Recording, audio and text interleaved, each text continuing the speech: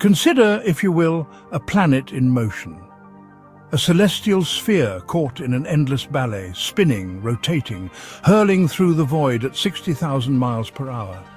You live on this planet, and yet, strange as it seems, you rarely feel the ride.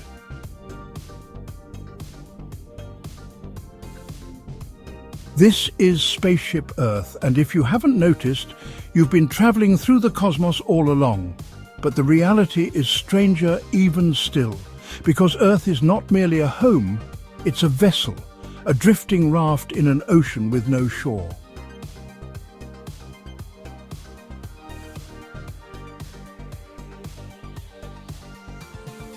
Humanity has done what it does best: shrink the vastness of its world. Air travel, telecommunications, and digital highways erase distance. Oceans once considered impassable are now crossed in a matter of hours. But the irony remains, while we make our world feel smaller, we forget just how small it truly is.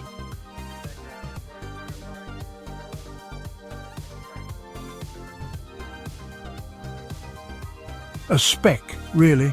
A whisper on the outskirts of the Milky Way. A galaxy that itself is but a minor character in a much grander play.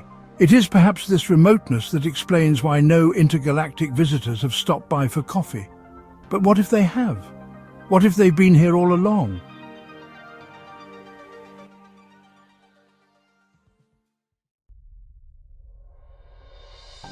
And then there are the passengers, the travelers of this cosmic ark, Homo sapiens, the wise ones, named for intelligence yet often plagued by folly.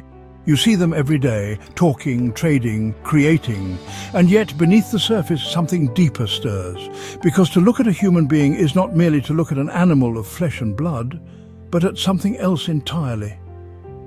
A question as old as time. What are we? A collection of biological circuits responding to electric signals, or something more, something unseen? The ancients believed the body was just a shell, a vessel for something greater. The soul, the self, the immortal core.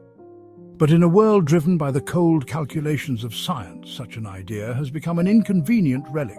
After all, a soul cannot be placed under a microscope. It cannot be weighed, measured, or quantified. And yet, strange things happen.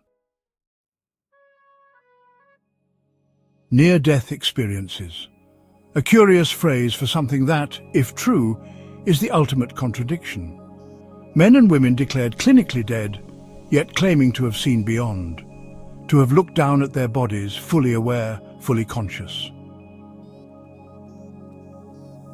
The modern thinker sees the brain as king. Stimulate a neuron here, and you trigger an emotion. Send a shock there, and a memory returns from the depths. But does that mean the mind is merely electrical impulses? And then, of course, there's the other question, one that lingers like an uninvited guest at the dinner table. Few subjects are as tainted with falsehoods, distortions, and deliberate misdirection as the phenomenon known as the UFO. For every sincere report, 1,000 fabrications muddy the waters. And yet, beneath the hoaxes, the exaggerations, and the misidentifications, something very real lurks. Something that, if true, is not a curiosity, but a game changer, a planet in motion, a species unsure of its origins, a mystery that grows with every passing year. Perhaps it is nothing, perhaps it is everything. But one thing is certain, the journey of Spaceship Earth is far from over. Fasten your seatbelts, ladies and gentlemen. You may find that the journey ahead is unlike any you've taken before.